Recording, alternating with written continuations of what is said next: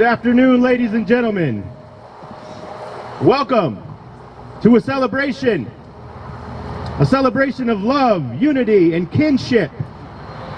Today we convene upon this space that the universe has so graciously provided us with to join in the time-honored tradition of marriage, the coming together of two souls, each of which travels along its own distinct path, yet managed, in a testament to the unique energy of our existence, to crash into one another during their journey, leading to the union that has brought us all together this afternoon. Each of you in attendance has been invited to share in this day because you represent someone of importance, either in the individual or collective lives of Scottie and Carl, and because our proudest moments in life are far more beautiful when we share them with those we love and those that love us, like family. Sharing our moments speaks to the ideology that family is not limited to those who simply share the same bloodline. Rather, it is bred and born of relationships forged over time. It is brought into our lives through conversations, shared moments, loud chatter, and awkward silences. Now, Merriam-Webster would have you believe that family is a group consisting of parents and children living together in a household, or even that all descendants of a common ancestor represent family. At this we balk and say nay.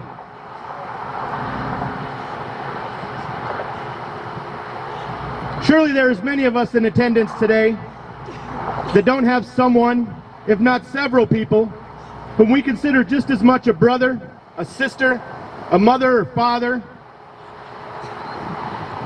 that holds that position just as much as any of our bloodline family. It's not my place to distinguish between the ties that bond for you or anybody else, and I can only speak to my own experiences, which I believe the bride and groom would also hold as truths. In our modern era, we have redefined what it means to be family. And the idea of family is unique to each individual, defined by their own standards of what that relationship should look like. For me, my family consists of people I feel a strong connection with, those who I love and trust to confide in, those who I can rely upon to stand beside me in my triumphs, while also being available to comfort me when I'm cowering in the darker corners. A true family provides its members with emotional and spiritual kinship. We do this through shared values, beliefs, traditions, common experiences and activities, and an understanding of life, through unconditional and non-judgmental support. These are at the core of what a family is built upon.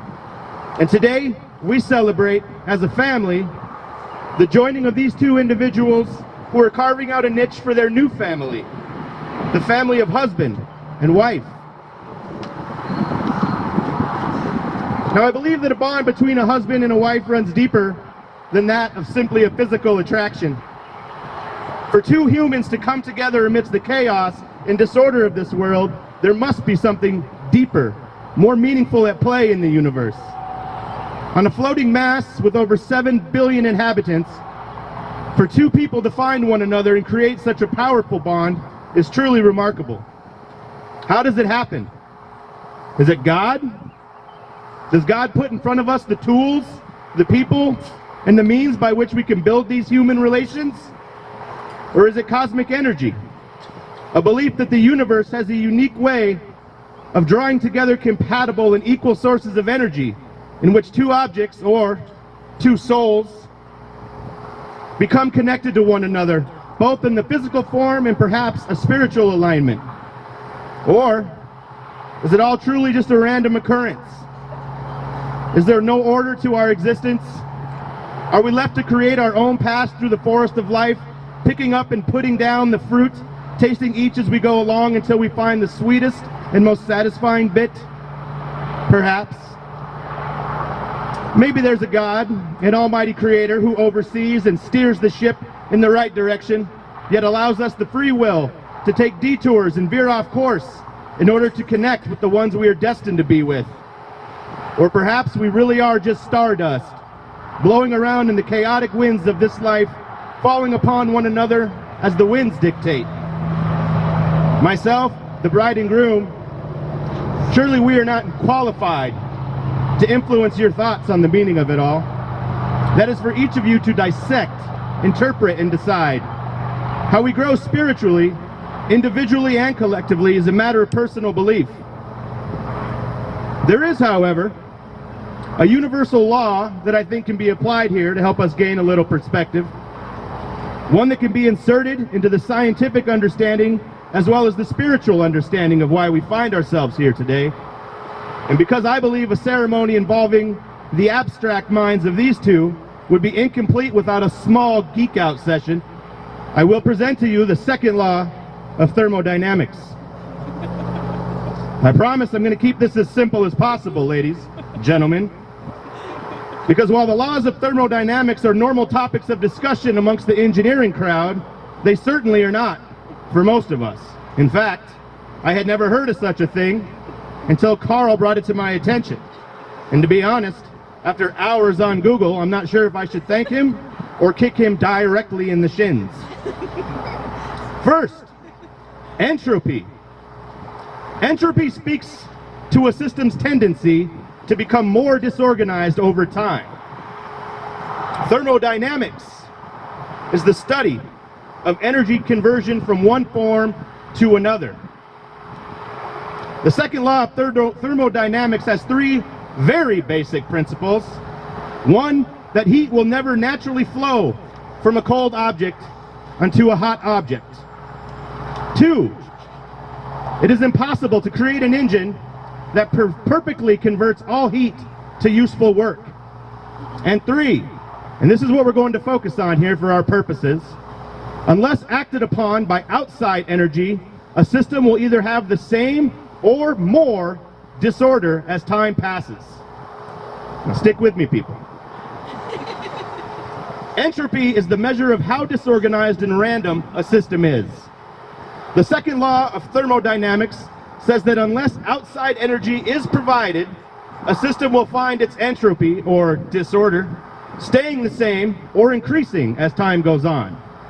A system will never get more ordered without outside intervention. A simple example for us laymen's today. A child's messy bedroom. That bedroom will never become more organized or cleaner simply by time passing. It will either stay the same or it will continue to get messier and more disorganized unless an outside energy, a child or parent, intervenes and puts in the work to make it more organized, cleaner. This is a law which is fairly self-evident, and I believe it's natural for all of us to realize that things will decay over time unless we actively maintain them. I believe there's a similar law in our spiritual life, that the law of entropy applies also to our souls. We can call it spiritual entropy. Spiritual entropy means that no matter how hard we try, no matter how tightly we cling to the standards we follow, be it Mosaic law or modern church expectations or Zen Buddhism, we cannot grow spiritually as closed systems. Trying to will ourselves to spirituality by adhering to some form of law will always fail. We will tend to either stay the same or get worse, but certainly no better. Bad news for some of you.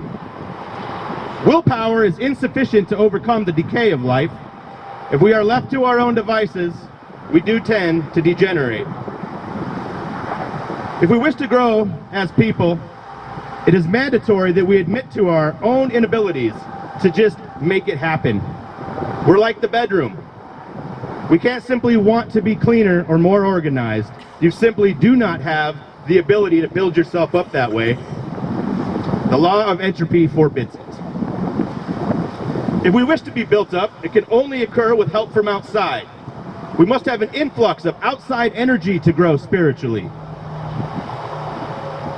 Always. In a closed system, based only on human effort and striving, entropy will always prevail. Allowing ourselves to love And to let another human soul into our lives and bring their energy to our own is the only way we can truly become more at one with our universe and gain a deeper understanding of our purpose and our place within it. It is only with help from another that we have the ability to reach our fullest potential. We knew a man who had reached his truest potential. A dear friend of ours, Devante. Unfortunately, Devante cannot be with us today, and surely he's looking down, wishing he were. We'd like to take a moment to honor our friend Devante and ask you all to join us in bowing your heads for a small moment of silence.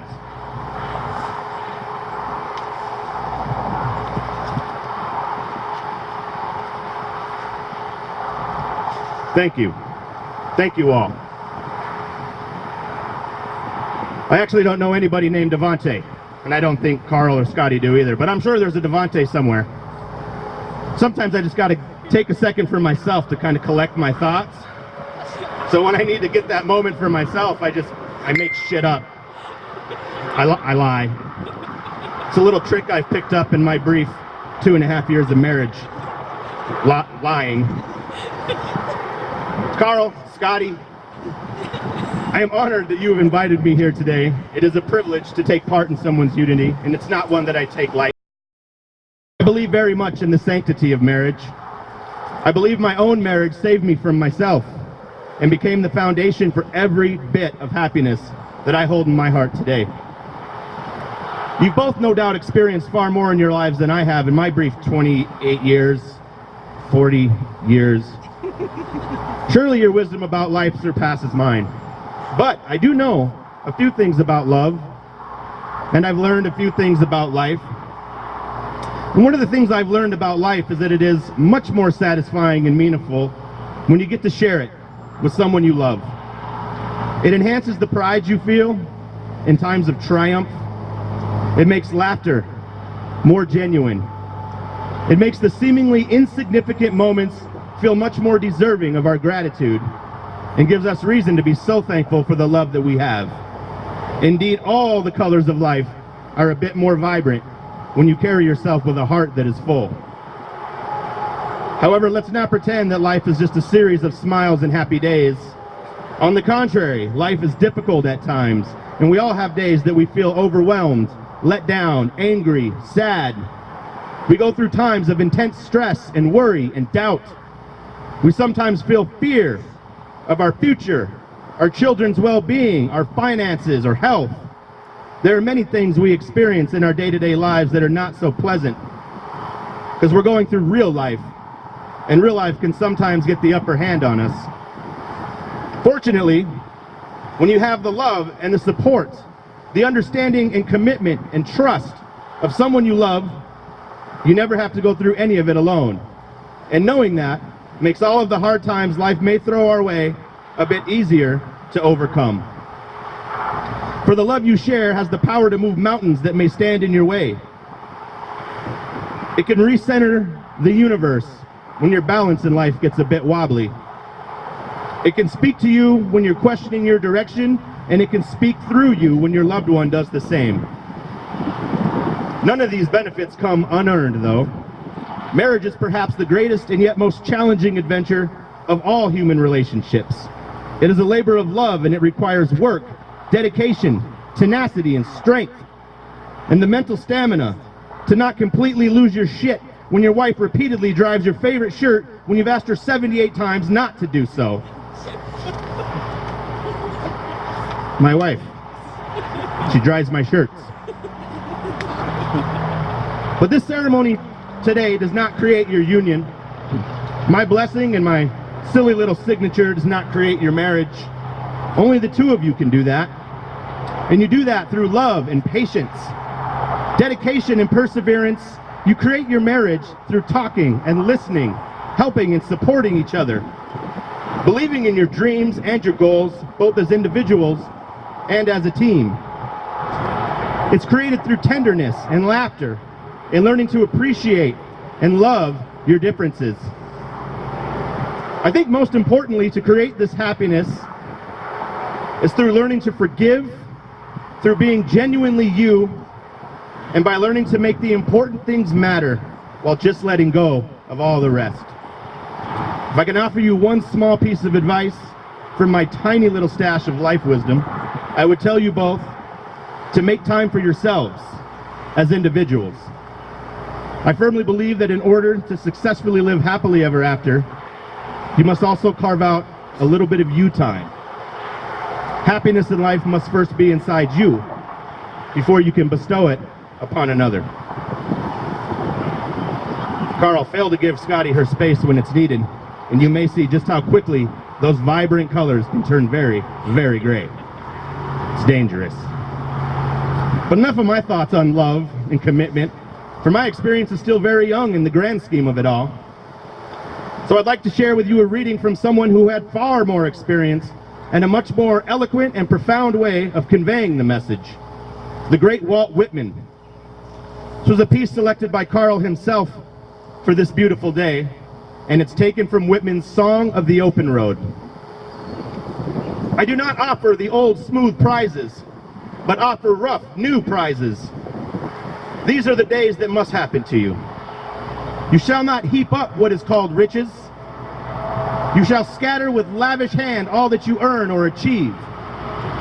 However sweet the laid up stores, however convenient the dwellings, you shall not remain there. However sheltered the port, and however calm the waters, you shall not anchor there. However welcome the hospitality that welcomes you, you were permitted to receive it but a little while.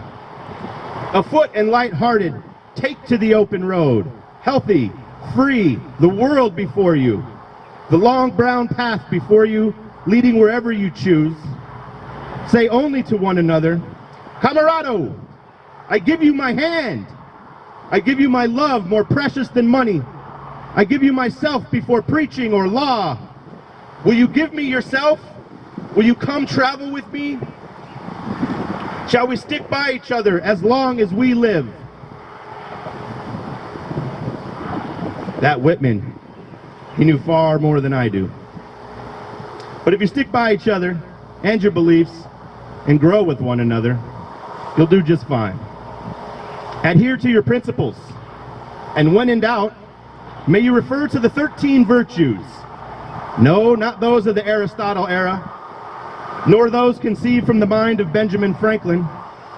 Rather, the 13 virtues you have compiled for yourself to fit into your life. Freedom. Be free every day and strive to bring that freedom to others. Vulgarity. Freak out the squares and make the prudes blush every chance you get. Independence. Do not depend on someone else for your existence. Diligence. Make effort to complete what you have undertaken. Integrity. Always do your best and hold yourself to the highest standard. Disorder. Following the rules is for chumps. Create your own. Grit.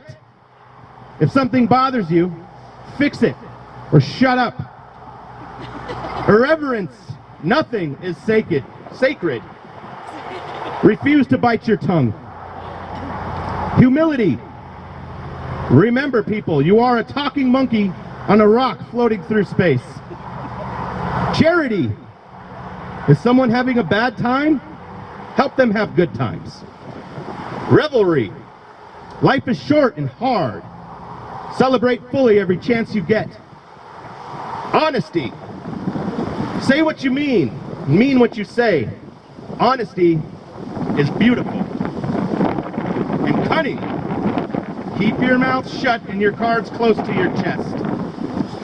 Remember these and stick to them, and surely you will not be led astray on your journey. Now, ladies and gentlemen, I have before me a small keepsake. Something that the bride and groom hold very dear to their hearts, almost sacred in its importance to them both. In following with the tradition of friends and family blessing the bride and groom, I will offer it to you to pass amongst yourselves. Though you cannot gaze upon it, I ask that you allow your positive vibes and good energy to touch upon its vessel. Let it move throughout the crowd, exchanging hands and collecting goodwill from each of you, as it will slowly make its way back to them, while they will share with you its significance.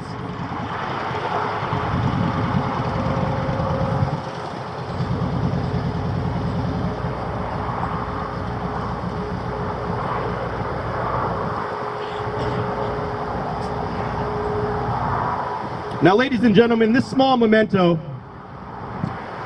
has traveled across oceans, it has been carried up mountains, it has been shared with different cultures in distant lands, and it has been in the hands of noblemen. It was once used as a speaking point in front of Congress, and it's believed to have been a key piece of evidence in the exoneration of a man who was sentenced to 7 years in prison for a crime he did not commit. Its value cannot be measured in any monetary sense. You see, some things in life are far too significant to be valued based upon their ability to fetch a few $1,000s at an auction. Although, there was a time that Carl and Scottie considered doing just that during a slight financial crisis. Thankfully, they found other resources to carry them through that rough patch, and they're still in possession of it today.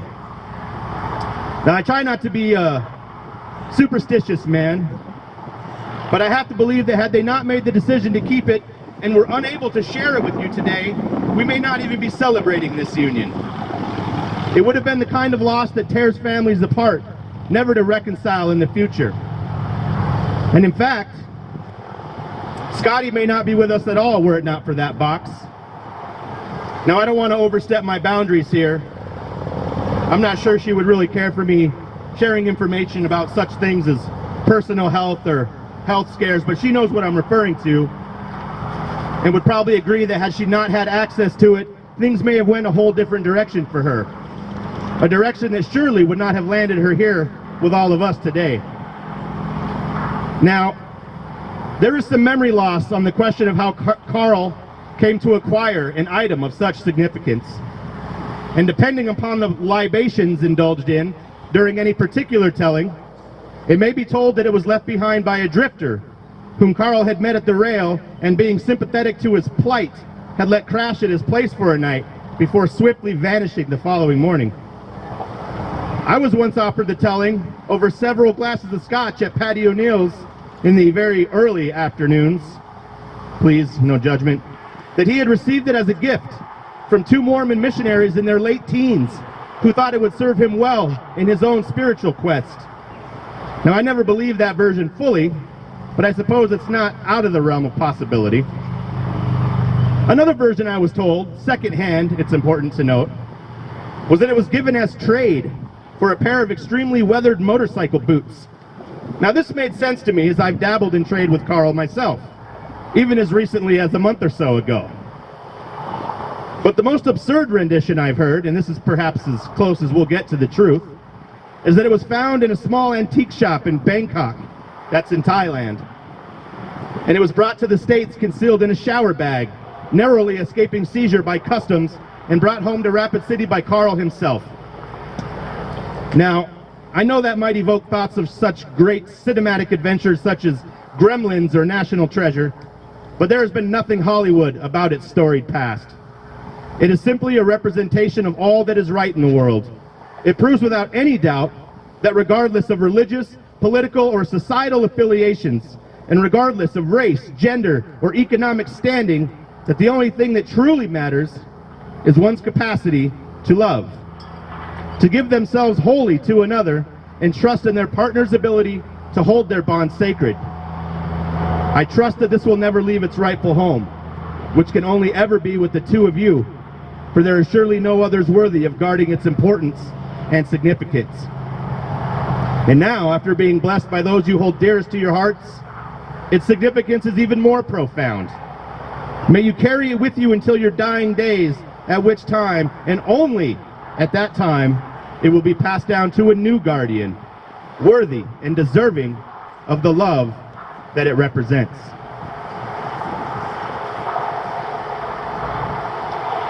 Now, unless there's any amongst you who object to this union, we will share with you this token that binds these 2 together, now and for eternity. Stop this wedding! You can't marry that man!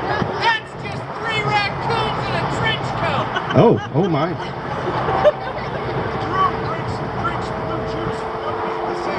Well, that's not very nice. We're all living in a simulation! None of this matters! You don't matter. Prime says the television going to odd numbers! Well, that certainly is strange.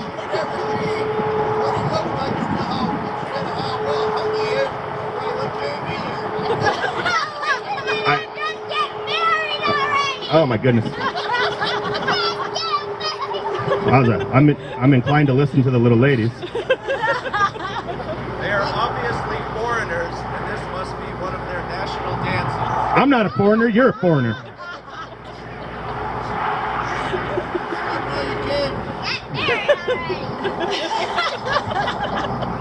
I'm inclined to proceed.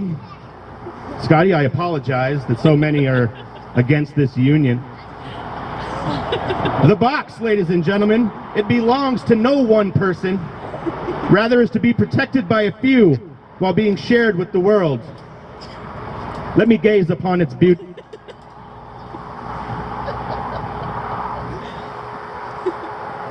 That is the most beautiful egg roll I've ever seen in my life.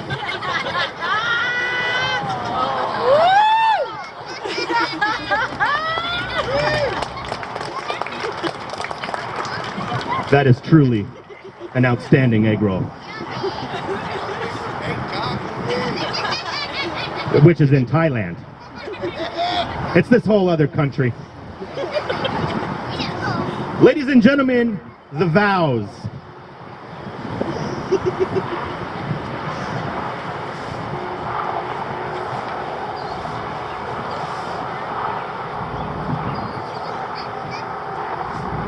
Do you humble yourself before me?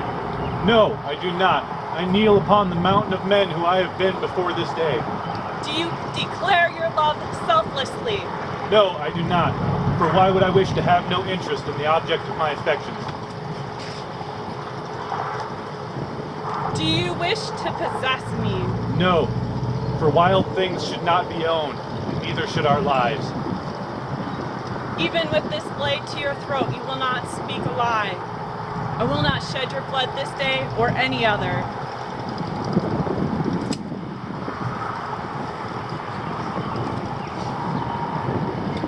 Scottie and Carl, please follow my lead. You cannot possess me, for I belong to myself.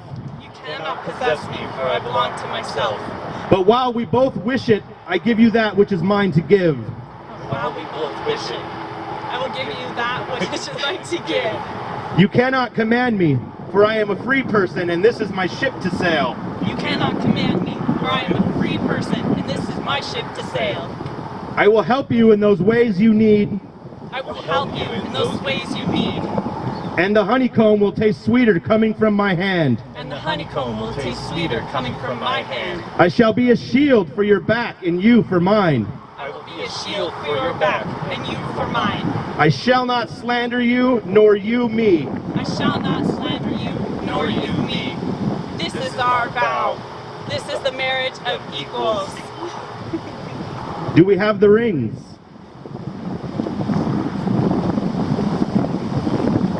I will allow you to place these rings upon one another now. And we shall declare this day a new beginning, one of many, many to come, that will find you joined together. It is my humble pleasure to declare you, from this day forth, husband and wife. And with the blast create a conundrum, then particles of light could see and burn rainbows across the galaxy. The moon could crumble before our eyes, then break apart and vaporize. The stars could explode and boil Earth's seas and rip the fabric of reality. Well, I don't care if all that happens. Everything is fine as long as there's a you and me.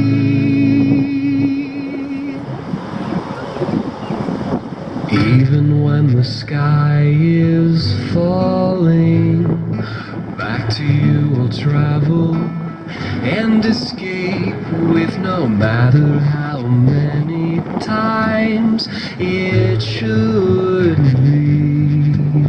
I'll keep you moving on like a solitan, a solitan, a solitan. I'll keep you moving like a solitan, a solitan.